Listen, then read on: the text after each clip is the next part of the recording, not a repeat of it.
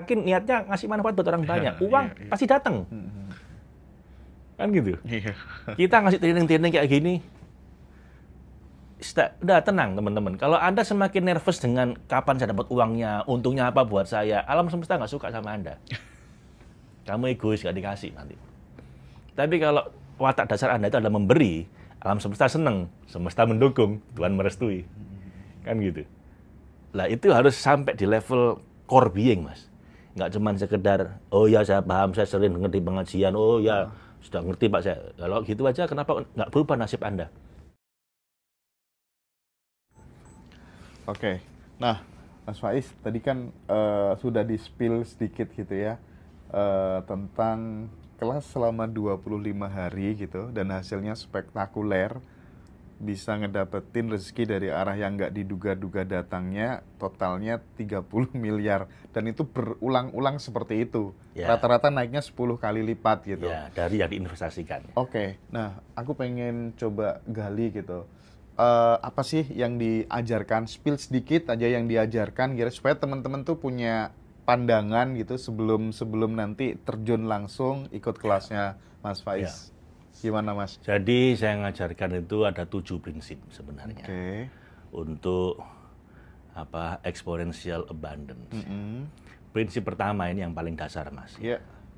Kita harus menyadari bahwa kita ini bukan makhluk materi yang punya pengalaman spiritual, bukan makhluk fisik, makhluk duniawi yang punya pengalaman spiritual, tapi kita ini hakikatnya makhluk surgawi, makhluk spiritual yang punya pengalaman duniawi.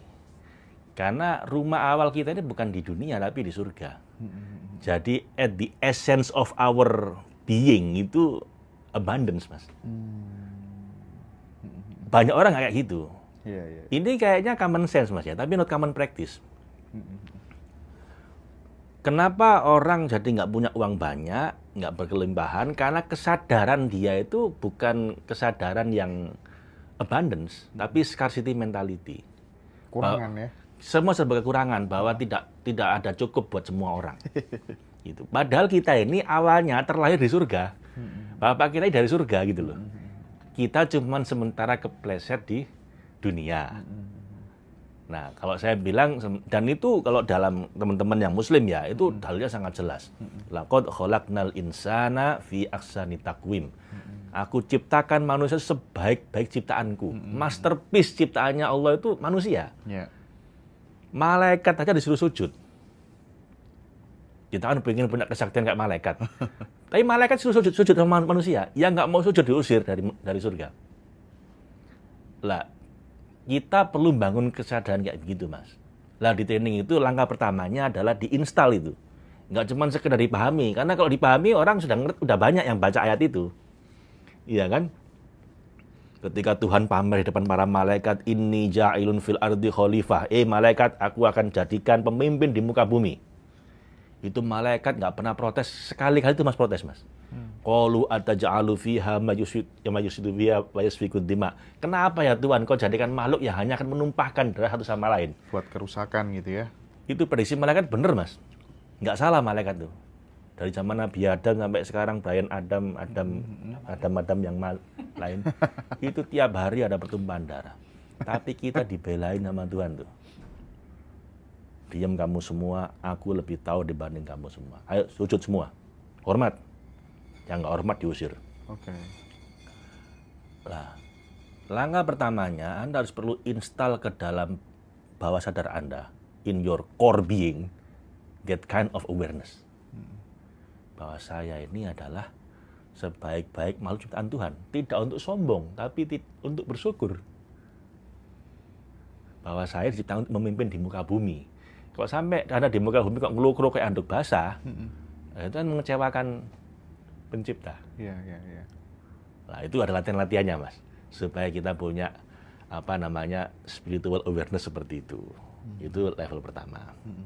Nanti langkah kedua harus menyadari misi hidupnya. Nah, itu yang saya temukan ketika saya sakit tadi itu. Arahkan apapun yang Anda usahakan. Anda mau jadi tukang parkir, Anda mau jadi presiden, jadi bupati, wali kota, atau marbot masjid. Semua peran itu arahkan untuk 3. Satu, bagaimana supaya lebih cintai sama Tuhan. Yang kedua, gimana ngasih manfaat sebesar-besarnya pada sebanyak mungkin orang. Yang ketiga, mengoptimalkan potensi diri. Memperbaiki diri terus-menerus, logos. So, langkah kedua, find your unique way to logos joyfully. Temukan cara unik Anda masing-masing, di peran Anda masing-masing untuk logos. Untuk bagaimana apapun peran Anda ini, Anda bisa dicintai Tuhan, Anda ngasih manfaat buat orang banyak, Anda optimal potensi diri Anda dengan memperbaiki diri terus-menerus. Sampai mati. Kayak gitu. Lah kalau udah begitu Mas, nanti mestakung. Semesta mendukung. Semesta mendukung. Kenapa? Karena watak utama semesta ini adalah patuh pada Tuhan dan berkontribusi.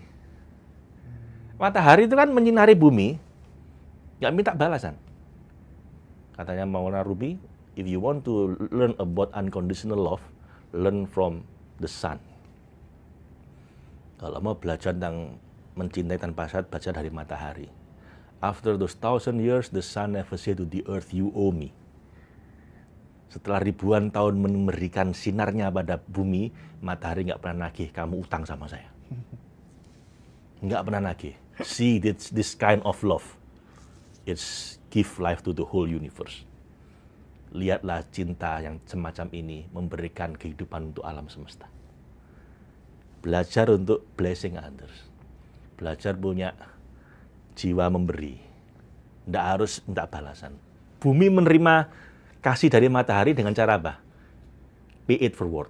Dia nggak bisa balas matahari. Dia berikan pada siapa? Pada semua yang tinggal di dalamnya. Dia sediakan dirinya untuk diinjak-injak oleh manusia, oleh hewan, untuk tumbuhan tumbuh. Dan akhirnya apa? Ngasih kehidupan bumi ke tumbuhan, hewan, manusia. Tumbuhan bagaimana? Dia berikan dirinya untuk dimakan sama manusia, hewan. Semua ingin memberi. Itu watak dasar alam itu memberi. That's why they become abundance. Nah itu langkah keduanya itu Mas. Apapun niat Anda mau bikin uang 5 miliar misalnya, boleh. Tapi tidak untuk mengenyangkan perut Anda sendiri. Harus dalam rangka supaya saya bisa berkontribusi lebih besar. Iya. Mas Hendra bikin channel gini, saya yakin niatnya ngasih manfaat buat orang banyak. Uang pasti datang. Kan gitu. Iya. Kita ngasih training-training kayak gini,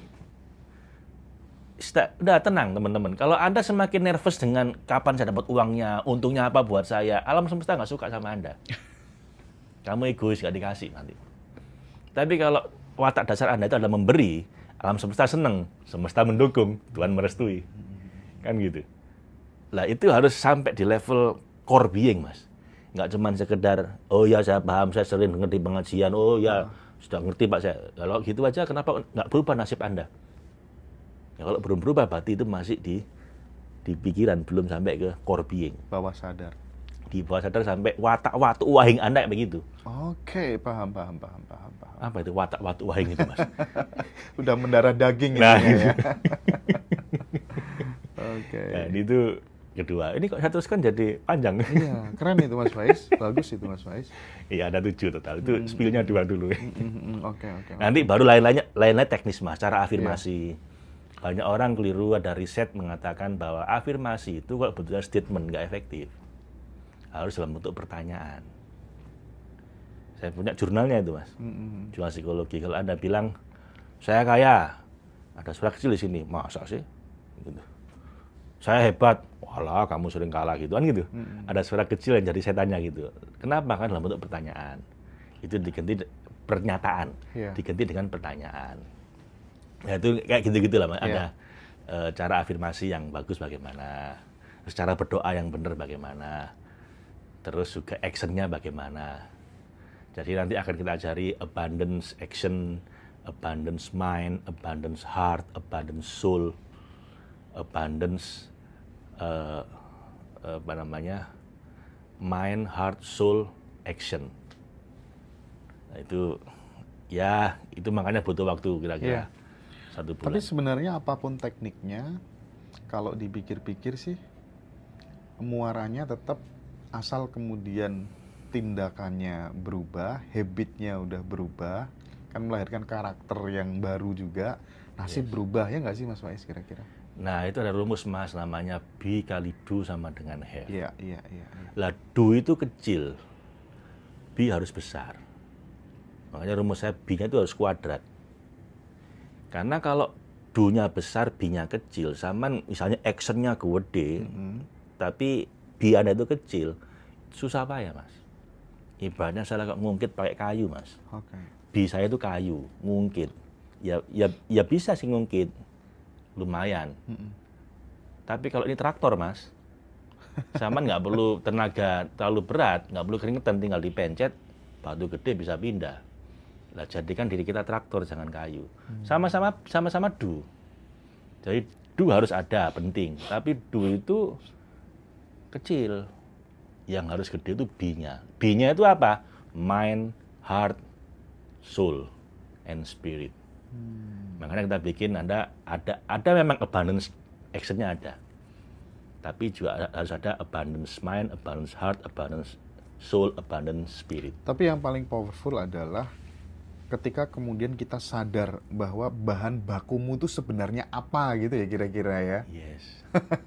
Iya, Mas. Iya, Mas. Iya. Ya, Bener sih. karena kalau itu terjadi akan ada namanya effortless manifestation. Effortless manifestation, iya. Jadi sesuatu terjadi kayak kun fayakun. Jadi Itu usahanya nggak mengingkari hukum alam gitu, Mas Loh, Faiz? itu hukum alam. Itu justru hukum alam. Loh iya, kun fayakun itu hukum alam. Oh. Jadi makanya kalau B-nya udah sebegitu besar, sama cuma nempel tombol, fayakun. Keren. Tapi kalau sama B-nya kecil, cuman kayu. Iya. Ini, Mas. Ya do sih, tapi ya berat. Mantap ini. Iya, Iya, Mas. iya, Lah, iya. gedein B-nya, nanti duanya cukup kecil aja. Aduh, seneng banget aku bisa ketemu Mas Faiz pada kesempatan kali ini gitu. Nah, jadi ini yang case-case seperti itu yang buat Mas Faiz tidak berhenti untuk buat kelas gitu ya, supaya banyak orang yang hidupnya menjadi lebih ajaib gitu ya Mas Faiz ya.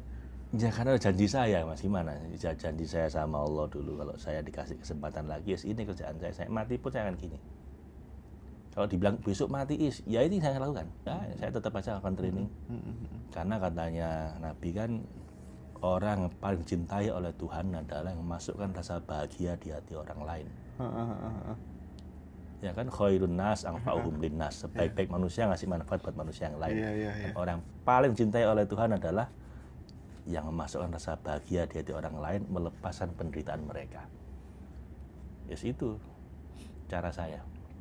Nah ini teman-teman pada, wah kalau ini mah gas semua, kelasnya kita gas semua gitu ya.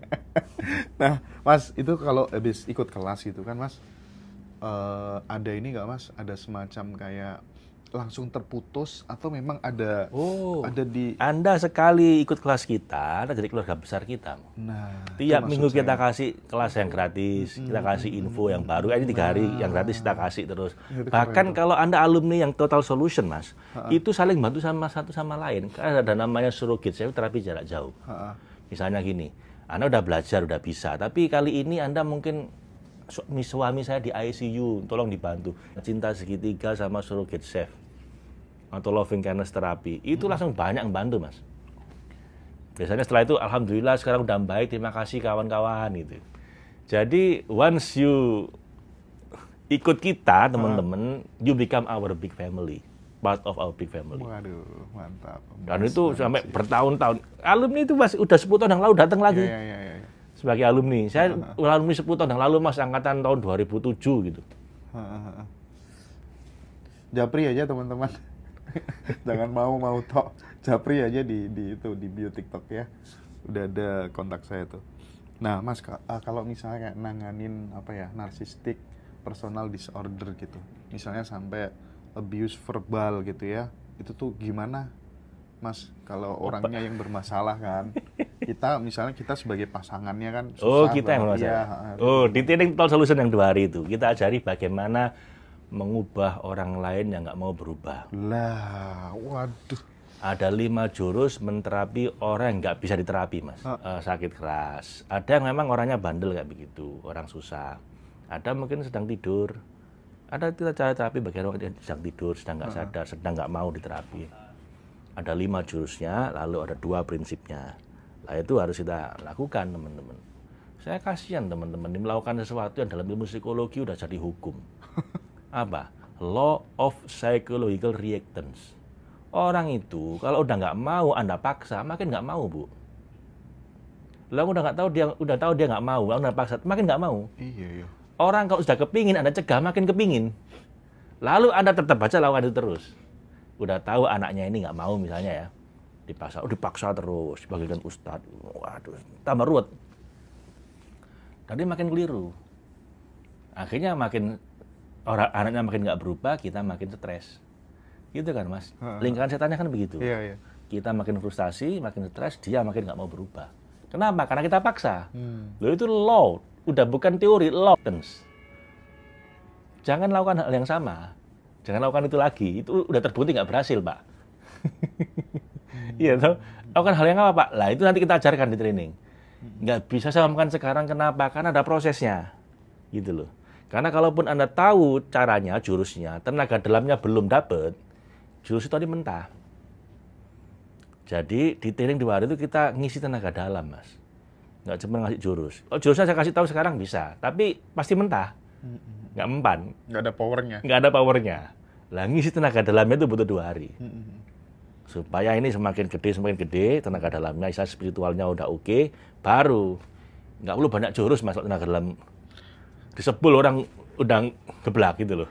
Jadi kalau udah gede, kadang aku mikir ya, kalau misalnya udah gede gitu ya, itu nggak perlu banyak teknik ya, Mas ya.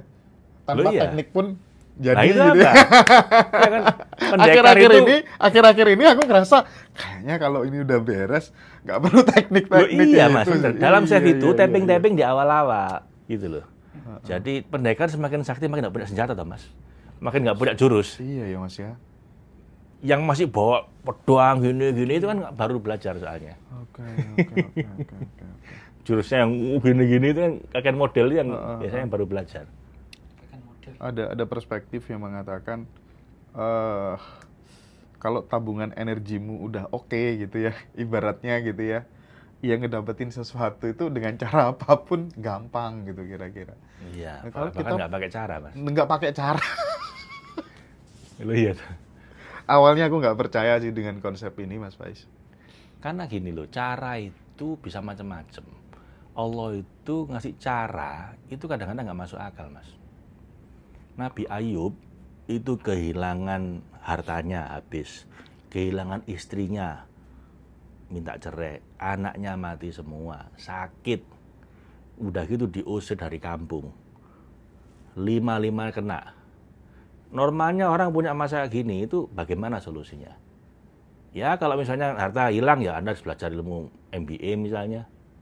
Anda mungkin sakit ya ilmu kedokteran mungkin. Iya toh, Mas? Nabi Ayub apa solusinya? Cuman disuruh ngedruk tanahnya. Keluar air suruh mandi. Lu kan nggak masuk akal. Iya. Nabi Musa menaklukkan Fir'aun. Kan nggak masuk akal itu. Nabi Ibrahim. Oh, tapi kan tuh orang-orang hebat, Pak, itu para nabi. Loh iya, nggak hanya para nabi. Kita pun bisa niru itu, walaupun tidak dalam skala yang sehebat itu ya. Jadi nggak usah pakai cara kalau sama Allah itu. Kasih Tuhan alasan yang cukup kuat untuk menurunkan keajaibannya pada Anda. Caranya nanti di luar dugaan. Coba renungkan, Mas ya. Sebagian besar terobosan dalam hidup kita, hal-hal penting dalam hidup kita terjadi di luar dugaan kita. Betul. Anda ketemu jodoh, Anda rencanakan? Anda di pekerjaan Anda yang sekarang ini apa Anda bikin planning yang luar biasa detail? Anda dapat random. Anda ketemu orang-orang penting dalam hidup Anda, saya ketemu Mas Dani, ini apa saya rencanakan? Enggak. Nah, itu di Total Solution kita cari, Mas, namanya luck factor. Saya kuliah MBA di Inggris, itu dosen saya meneliti tentang masalah keberuntungan, Mas. Jadi dia partnership dengan dosen dari Cambridge University meneliti tentang bisnis ini loh, sukses itu karena apa? Apa karena CEO-nya hebat, apa karena timnya kuat, modalnya kuat? Enggak. Because of luck. 1979 penelitian di 6 jurnal manajemen paling kredibel di dunia dari tahun 1950 sampai tahun 2015, 65 tahun terakhir. Ini meta analisis. Jadi itu kasta paling tinggi dalam ilmu penelitian. Setelah dia perhatikan, dia teliti ternyata karena faktor keberuntungan. Jadi kalau Anda belajar bagaimana cara niru Steve Jobs, niru Nadiem Makarim, lalu Anda bikin bisnis seperti dia, apa berhasil? Ya belum tentu. Warung boleh sama, Mas, rezeki beda. Tapi itu bisa di-create. Nah, kemudian peneliti yang lain meneliti, namanya Profesor Richard Wiseman meneliti bagaimana caranya biar kita bisa punya keberuntungan. Nah, itu ada prinsip-prinsipnya. Di training saya kasih garansi, Mas. Kalau sampai Anda udah praktek ini 7 minggu, keberuntungan tidak meningkat sama sekali dalam 5 hal. 1, dalam hal finansial. Dari jalan yang nggak disangka-sangka, min hatulah tasib. Yang kedua, dari jalan kesehatan.